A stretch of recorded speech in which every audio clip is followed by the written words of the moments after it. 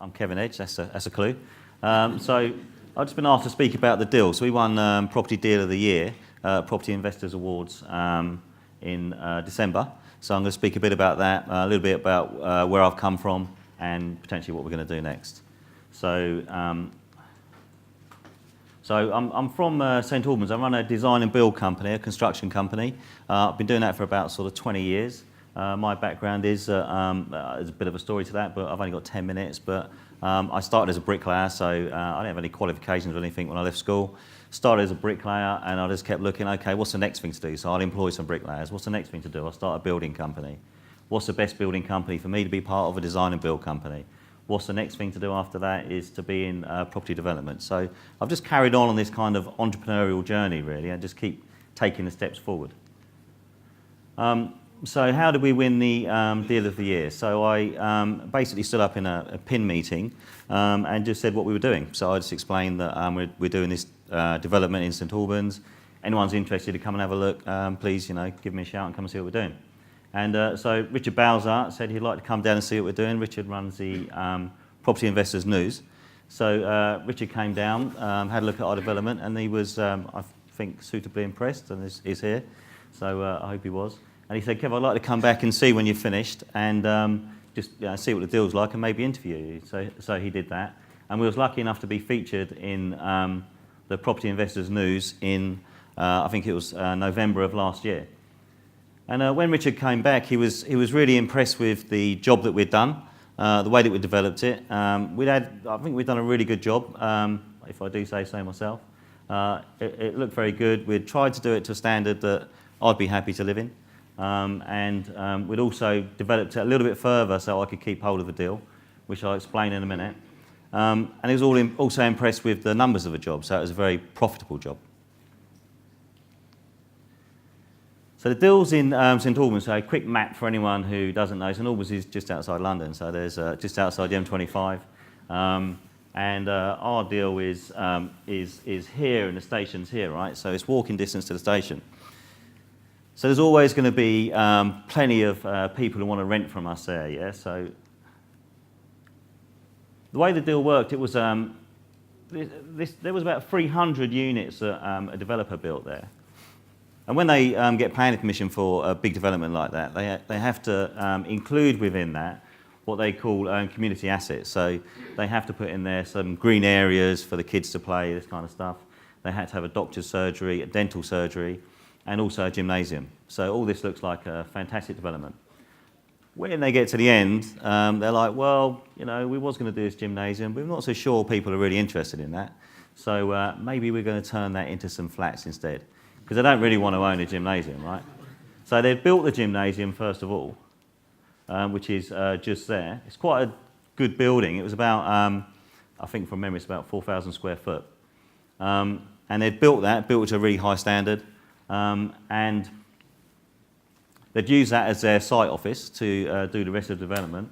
And then when they've got to the end, they've now moved off site. So they're now building 500, 1,000 houses on different sites up near Bedford and stuff. They don't want to come back and do a small development like that. So this was just a quick slide. So this is like my fourth talk since I won the award, so I can just repurpose my slides now. So this was just explaining a bit about, because we're a design and build company, we understand that we made it really easy to convert. So we was able to leave the ceilings in. We designed it so we could leave the ceilings in, which saved us probably about sort of £30,000. Small things like just finding the bricks that we were going to use on the outside could be a nightmare. They had some left over. So there was loads of little things stacked in our favour. Made it a really easy site for us to develop. It had planning permission when we brought it, and that was for 4 two-bedroom flats. So this is on 2 floors. And we built it as 4 two-bedroom flats. But what we did was we just separated. So this was going to be like a kitchen diner. And all we've done is put a stud wall there and separated this room off. And then the same there, we just separated this room off. So this allows us to make it into 3-bedroom HMOs.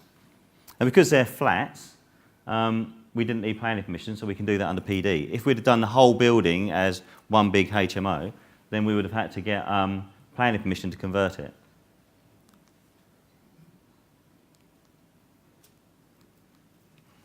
Oh, my clicker stopped.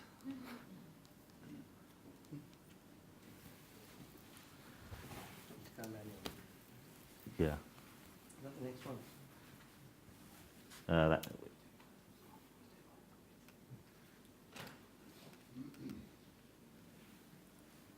yeah, that's it, yeah. Okay, so this is the next one. So we separated each of the units. We just cut off the lounge from the kitchen diner.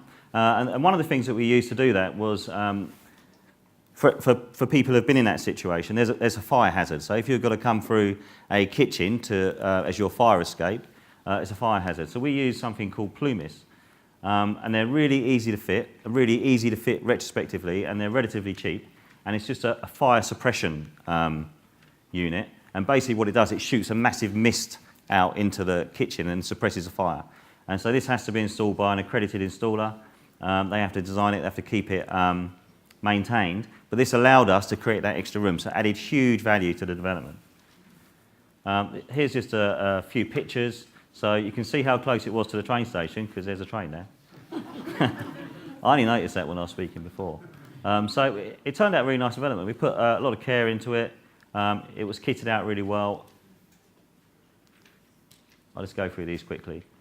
So people are interested in the numbers. So we won the deal of the year because of the quality of the deal, but also because of the numbers. So we was able to buy the deal quite cheaply. We managed to get it off market. There's a bit of a story behind how we got it off market. I don't really have time for that now, but we managed to get it off market, and we managed to buy it for 525 plus a stamp duty. So that's £540,000. Build cost was just 270. We was able to build it really effectively because we got a design and build company. We did private finance. I paid £55,000 for the finance. I didn't put any money into the deal at all, apart from a little bit from the company on the building works. But I didn't put any of my own cash into the deal. I borrowed off of two separate lenders who I'd worked with before, private guys. So the build cost come in at 865. Profit was 854. So it was a 99% return on cost. And I didn't put any money into it at all. It took 5 months, and I took a month's holiday in the middle as well. So, so I was quite pleased with that. So what I wanted to do is I wanted to keep it. So I didn't want to sell it because all I do is just go and buy a car and probably waste the money. So I thought I've kept it. I've remortgaged it. I'm able to get an extra 85,000 out of the deal. So that's good. So some profit. I haven't put any money into the deal, and also we're going to be able to take £4,000 basically each month clear. So the return on capital employed is obviously infinite because we haven't put anything into it. It was valued at 1.7. Sorry, that was on the last slide. So it was a very good deal for us. It was really good because we got it off market. That was the key. What's going on for Civic in the future? So we're looking to do more development. So we've also done some work with Paul Higgs. So a lot of you have seen Paul Higgs speak before. I mean, he's a great guy and has become a good friend of mine. So we've been doing some land sourcing in a way that we've learned from Paul Higgs. I've been working with a couple of friends of mine, AJ and Andrew, because they've got more time to do the sourcing. I've got more time to do I've got the experience to do the building, so we're able to come together as developers. So it's the JVs that Stefan and Anna were talking about as well. So JVing skills.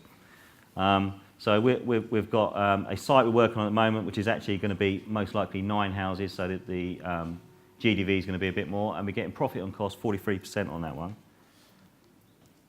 Similar there, profit on cost is 46%, so another decent deal.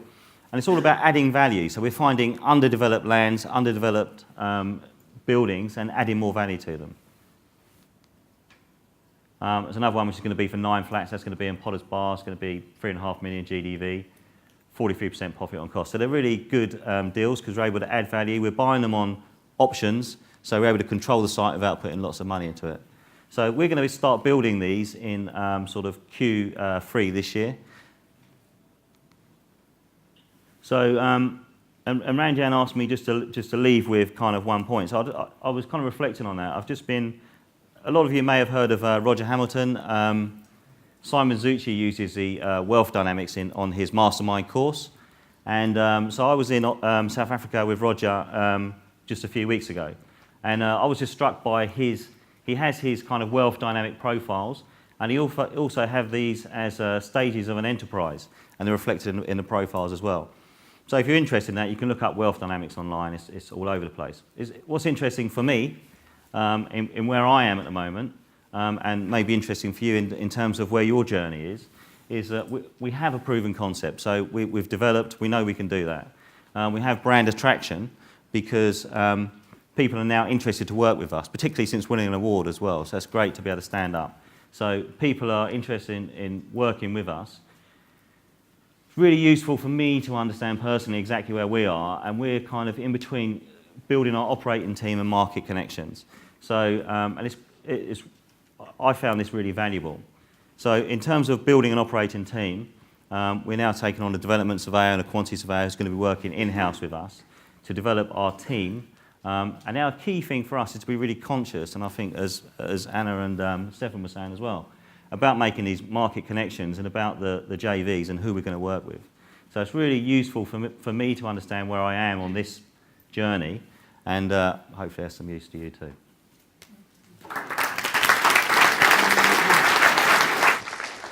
Thank you very much, Kevin.